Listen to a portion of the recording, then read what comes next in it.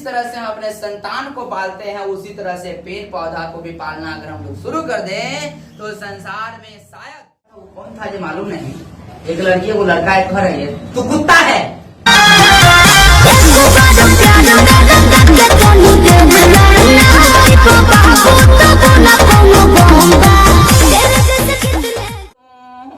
पातर गे बेटी फुलावानी अनासो कावर दुनिया के रीतियानी भैली गे बेटी भेजा दानी दूसर। आज हम लोग पोषण पर चर्चा करेंगे, यानी पोषण को हम ठेठ में भोजन कहते हैं। सुनिए यहाँ पे, पोषण को हम ठेठ में क्या कहते हैं? भोजन कहते हैं। आज हम चर्चा करेंगे भोजन पर कि आखिरकार पोषण होता क्या है। पोषण के बारे में देखेंगे कि पोषण क्या है और क्या नहीं है, क्या है। तो सबसे पहले जरूरी यह है कि चैप्टर का नाम है पोषण, तो जानना ये जरूरी है कि पोषण होता क्या है ना। तो याद रखिएगा, संसार के सभी जीव विभिन्न प्रकार के पोषक तत्वों को ग्रहण करता है। संसार के सभी जीव विभिन्न प्रकार के पोषक तत्वों को ग्रहण करता है, वही प्रक्रिया पोषण कहलाता है। कहने का मतलब हम लोग यही 6 गो में से कोई ना कोई चीज खाएंगे। जो भी हम भोजन खाएंगे, या तो उस भोजन में कार्बोहाइड्रेट होगा, या तो उसमें प्रोटीन होगा, या तो वसा होगा, या विटामिन होगा, या खनिज लवण होगा, चाहे जल होगा। यही सब को हम कहते हैं पोषक तत्व। और जितना भी संसार के जीव जंतु है वो सब एकरे में से कोई ना कोई चीजों को का सेवन करता है। तो यही तो बोले हम, संसार के सभी जीव विभिन्न प्रकार के पोषक तत्वों को ग्रहण करता है। फिर से सुनिए, पोषण क्या है? तो संसार के सभी जीव विभिन्न प्रकार के पोषक तत्वों को ग्रहण करता है, उसी प्रक्रिया को हम पोषण कहते हैं।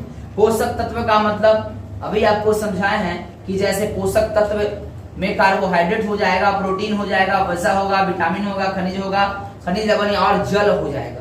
कार्बोहाइड्रेट किसको खाने से मिलेगा? चावल, गेहूं, मैदा इत्यादि, मक्का। प्रोटीन दलहनी पदार्थों से, वसा घी, मक्खन, तेल, विटामिन फल, खनिज लवण हरी सब्जियां और जल। हम लोग इस सब में से किसी न किसी पदार्थों का सेवन करेंगे, यानी जो भी हम पदार्थ का सेवन करेंगे उस पदार्थों में ये 6 गो ही रहेगा। या तो उसमें कार्बोहाइड्रेट होगा, या प्रोटीन होगा, या वसा होगा, या विटामिन होगा, या तो खनिज लवण चाहे जल होगा। इसी चीजों का सेवन करना ही पोषण कहलाता है। ठीक है, हाँ। ओकर बाद चलिए पोषण का प्रकार पर आ जाइए। तब पोषण 2 प्रकार का होता है। आपको बताए थे हम, एक का नाम है स्वपोषण और एक का नाम है परपोषण। एक का नाम बताइए, स्वपोषण और परपोषण। तो नामे है स्व माने खुद, पोषण माने भोजन। यानी स्वपोषण क्या है? तो वैसा जीव जो पोषण की प्राप्ति के लिए किसी दूसरे जीवों पर निर्भर नहीं रहते हैं। भोजन प्राप्त करने के लिए किसी भी दूसरा जीव पर अगर निर्भर नहीं होगा तो उसी को हम बोलेंगे स्वपोषण। याद हो गया? संसार के जितने माने वैसा जीव या वैसा जीव जो भोजन की प्राप्ति के लिए किसी दूसरे जीवों पर निर्भर नहीं होता है, जो भोजन ग्रहण करने के लिए किसी दूसरा जीव पर निर्भर नहीं होगा, तो उसी को बोलेंगे स्वपोषण। क्या बोलेंगे? अच्छा बताइए, भोजन की प्राप्ति के लिए कौन सा जीव किसी दूसरे जीवों पर निर्भर नहीं होता है? भोजन प्राप्त करने के लिए किसी दूसरे जीवों पर निर्भर नहीं होता है, उसी प्रक्रिया को तो हम स्वपोषण कहते हैं। जरा बताइए, आखिरकार कौन ऐसा जीव है जो भोजन ग्रहण करने के लिए किसी दूसरा जीव पर निर्भर नहीं रहता है? कभी पेड़ पौधा का नाम सुने होंगे। ये पेड़ पौधा जो है वो भोजन बनाने के लिए कभी किसी दूसरे जीवों पर निर्भर नहीं होता है। कभी पेड़ पौधा को आप कटोरा लेकर भीख मांगते हुए देखे हैं? दे दे खाना चाहिए, पानी के लिए कटोरा लेकर भीख मांगते हुए देखे? ऐसा पेड़ पौधा तो चलता ही नहीं है। तो आपसे कभी बोला है पेड़ पौधा कि हमको भोजन चाहिए या पानी चाहिए? कुछ भी तो नहीं। और आप उसको भोजन देने जाते हैं? पेड़ पौधा का भोजन देने जाते हैं? एकदम नहीं। पेड़ पौधा खुद से भोजन बना लेता है। तो पेड़ पौधा भोजन प्रकाश संश्लेषण के द्वारा बनाता है। किसके द्वारा? प्रकाश संश्लेषण के द्वारा पेड़ पौधा क्या बनाता है? अपना भोजन बनाता है। अब मन में सवाल है कि छोड़िए अभी परपोषण और अभी बताइए कि प्रकाश संश्लेषण क्या होता है ना। जरा इसको देखेंगे, प्रकाश संश्लेषण क्या होता है। सुन ध्यान से। संसार के सभी हरे पेड़ पौधे क्लोरोफिल एवं सूर्य के प्रकाश की उपस्थिति में कार्बन डाइऑक्साइड एवं जल को ग्रहण करता है एवं ग्लूकोज तथा ऑक्सीजन का निर्माण करता है, जिसके कारण वह भोजन को बना पाता है। उसी प्रक्रिया को हम प्रकाश संश्लेषण कहते हैं। क्वेश्चन है कि प्रकाश संश्लेषण क्या होता है सर? तो ध्यान से सुनिएगा, प्रकाश संश्लेषण क्या होता है। संसार के सभी हरे पेड़ पौधे क्लोरोफिल एवं सूर्य के प्रकाश की उपस्थिति में कार्बन डाइऑक्साइड और जल को ग्रहण करता है और ग्लूकोज और ऑक्सीजन का निर्माण करता है। इसी प्रक्रिया को हम कहते हैं प्रकाश संश्लेषण, जिसके कारण पेड़ पौधा अपना भोजन क्या करता है? बना पाता है। जैसे मान लिया जाए कुछ हरे पेड़ पौधे, देखिए हम मैंने बनाते हैं हरे पेड़ पौधे। ध्यान से देखिए आप, हरे पेड़ पौधे, हरा पेड़ पौधा आपको दिख रही होगी। पेड़ नहीं है लेकिन पेड़ हम बनाने की कोशिश कर रही हूँ। पेड़ नहीं है, ठीक है यार, ठीक है।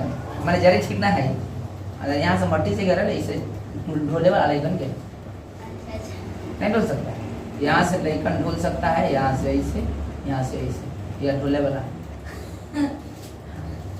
नहीं, ऐसा नहीं हो सकता। तू नहीं कर सकती अपना मौसी को यहाँ से ऐसे, तो नहीं कर सकती ऐसे। यहाँ से ढुला के ऐसे, यहाँ से ऐसे, यहाँ से ऐसे, यहाँ से। अब ढूलिए ऐसे, ये देखिए। अच्छा मान लिया जाए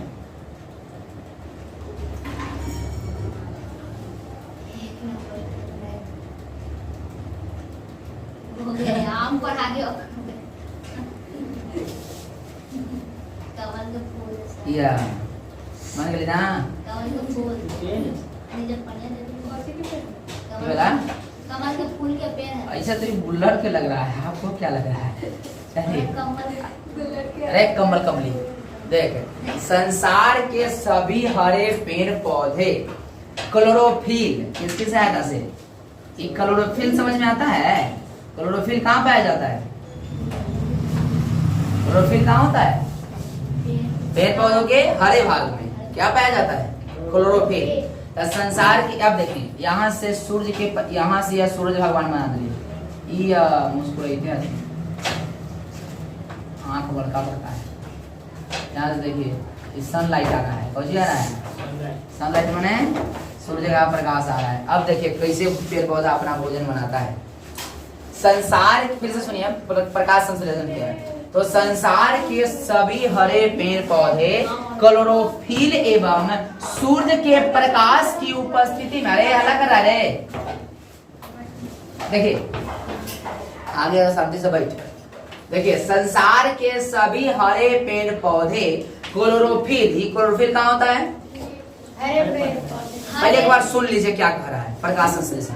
संसार के सभी हरे पेड़ पौधे क्लोरोफिल एवं सूर्य की प्रकाश की उपस्थिति में CO2 एवं H2O को ग्रहण करता है और ग्लूकोज यानी C6H12O6 और ऑक्सीजन का निर्माण करता है। इसी प्रक्रिया को प्रकाश संश्लेषण कहते हैं।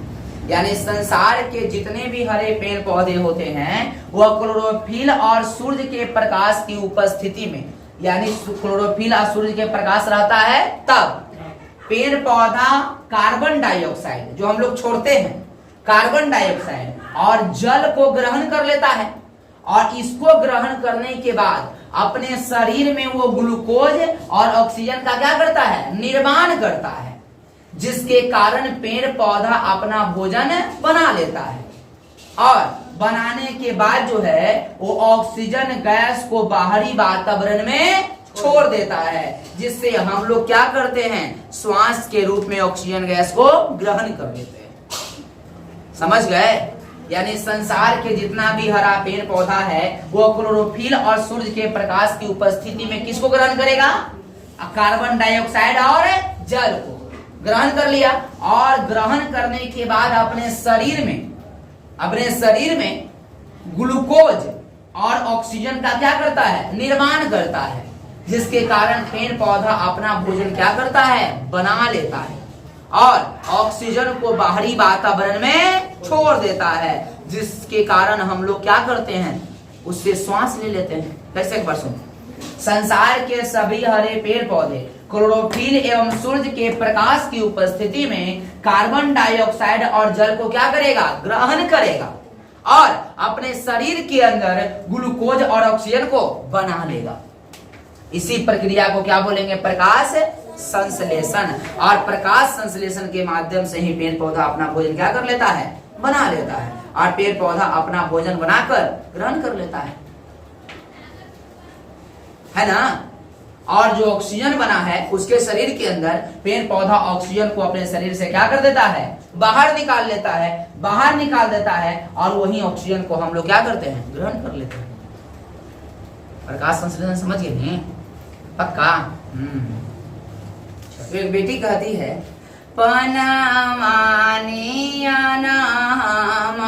पातर जी पापा फुलावानी दुनिया के कवना तोड़ी दियाने भैला भेजा तारा दूसरा दुआर। पिता कहता है, पनावानी अना तो पातर गे बेटी फुलावानी अना सोकावर दुनिया के रीतियानी भैली गे बेटी भेजा तानी दूसरा दुआर। चलिए, अभी प्रकाश संश्लेषण भी एक संतान की तरह है, तो जिस तरह से हम अपने संतान को पालते हैं उसी तरह से पेड़ पौधा को भी पालना अगर हम लोग शुरू कर दें तो संसार में शायद पर्यावरण प्रदूषण रुक जाएगा, है ना। जिस तरह से हम संतान को पाला करते हैं, अगर उसी तरह से पेड़ पौधा को भी अगर हम पालना शुरू कर दिए तो शायद हमारा वातावरण पूरा तरह से स्वच्छ हो जाएगा और पूरा तरह से पर्यावरण शुद्ध हो जाएगी, है ना, पूरा तरह से शुद्ध हो जाएगी। चलिए, तब पर माने दूसरा भोजन माने भोजन, यानी परपोषण क्या है, तो वैसा जीव जो भोजन की प्राप्ति के लिए किसी दूसरे जीवों पर निर्भर रहता है, वैसा जीव जो भोजन की प्राप्ति के लिए किसी दूसरे जीवों पर निर्भर रहता है, यानी खुद से भोजन नहीं बनाता है, उसी को हम क्या बोलते हैं, परपोषण। क्या बोलते हैं उसी को? वैसा जीव जो भोजन प्राप्ति के लिए किसी दूसरे जीवों पर निर्भर रहता है, उसी को हम क्या बोलते हैं, परपोषण। यानी अपना ये भोजन खुद से नहीं बना पाता है, भोजन बनाने के लिए किसी दूसरा जीव पर अगर निर्भर रहेगा तो उसी को हम बोलेंगे परपोषण, उसी को परपोषण कहेंगे। आई सर, आखिरकार कौन ऐसा जीव है जो भोजन प्राप्ति के लिए, भोजन को ग्रहण करने के लिए किसी दूसरा जीव पर निर्भर रहता है? तो आपने कभी मनुष्य का नाम तो सुना ही होगा, इसके जैसा भोजन होकर बाद आप अभी कुत्ता का नाम तो सुनबे किए होंगे, हाथी का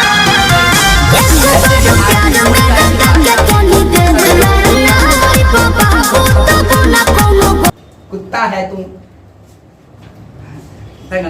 कुत्ता है तू, ये सब खराब लत है, ये सब खराब लत है, आदमियों को कुत्ता बना देना। हम नहीं, एक समय की बात है, हम सोचे कि आदमी को भी लड़का को कुत्ता नहीं कहा जाता है। तो क्या हुआ कि हम गांधी मैदान में खा रहे थे पानी पूरी, तो एक लड़की जो है, एक लड़की थी, तो लड़का था, वो कौन था जो मालूम नहीं, एक लड़की को लड़का एक कह रही है तू कुत्ता है, बोले कुत्ता का है, तो बाद में पता चला कि इसको कुत्ता कह रही है। अब मनुष्य बताइए ये सब भोजन खुद से बनाता है? नहीं। तो आप सोच रहे होंगे सर मनुष्य तो खुद से भोजन बनाता है, तो बनाता नहीं है सर, पकाता है। मनुष्य भोजन खुद से बनाता नहीं है, मनुष्य भोजन पकाता है। हम बोले हैं कि वैसा जीव जो भोजन बनाने के लिए किसी दूसरे जीव पर निर्भर रहता है, बल्कि अपना भोजन खुद से वो बनाता नहीं है, उसी को क्या बोलेंगे? पर पोषण कहते हैं। अब बताइए मनुष्य अपना भोजन बनाता है? नहीं, पकाता है अपना भोजन। क्या मनुष्य खुद से फसल उसके शरीर में से निकल जाता है?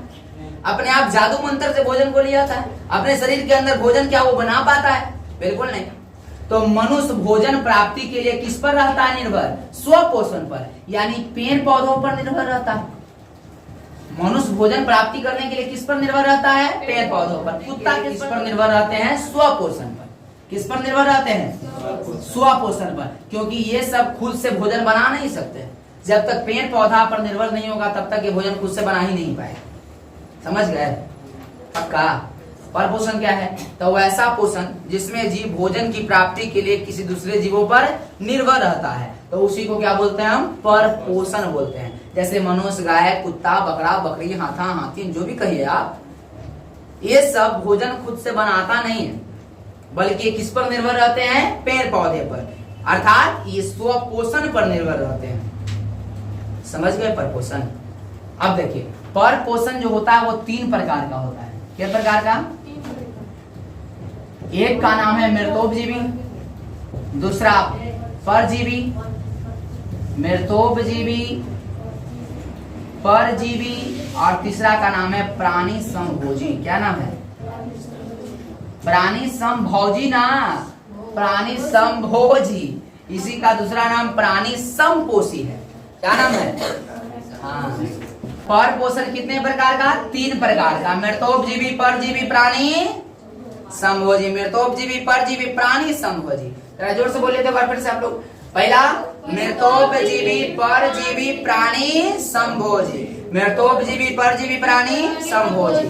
अब देखिए कौ को समझेगा मृतोपजीवी क्या है। तो देखिए मृत माने मर गया, मृत माने यानी वैसा पर पोषण या तो वैसा परपोषी जीव जो भोजन की प्राप्ति के लिए मरा हुआ या सड़ा गला पदार्थों से भोजन की प्राप्ति करता है। मृत माने क्या होता है? मरा। मृत माने मरा, और जो मर जाता है वो कुछ हो जाता है? सड़ जाता है ना। तो वैसा परपोषी जीव जो सड़े गले पदार्थों से भोजन ग्रहण करता है उसी को क्या बोलते हैं? मृतोपजीवी। वैसा परपोषी जीव जो सड़े गले पदार्थों से भोजन ग्रहण करता है तो उसी को मृतोपजीवी कहते हैं। ऐसा सरल गलल भोजन से कौन, सरल गलल पदार्थों से भोजन कौन ग्रहण करता है सर? वैसा परपोषी जीव जो सड़े गले पदार्थों से भोजन ग्रहण करता है उसी को मृतोपजीवी कहते हैं। आखिरकार सड़ा गला पदार्थ खाता कौन है सर? तो आप कभी कभी कभी जिंदगी में कबक का नाम सुने? नहीं सुना है?